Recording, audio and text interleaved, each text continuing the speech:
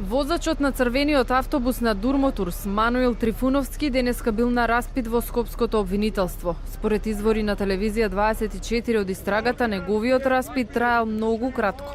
За сега е непотврдено дали повторно Трифуновски, како и во полициска станица, рекол дека не се сеќава како дошло до сообраќајната незгода и дали има друга верзија.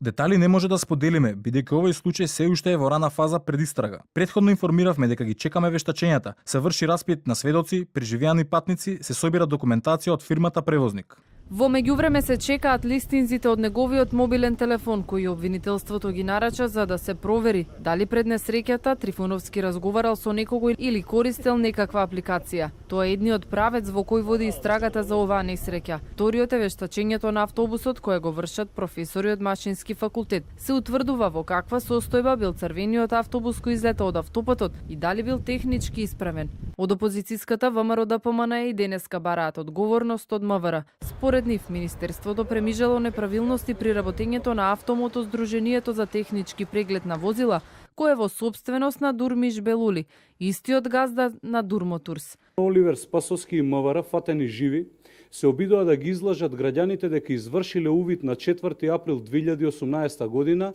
и издале забрана за работење од 30 дена, поради неисполнување на условите и членот 8 од Правилникот за технички преглед на возилата. Според документ кој стигна до нас, ова е документот, јасно покажува дека решението од МВР за забрана на работа е издадено на 16 јули, односно 3,5 месеци подоцна.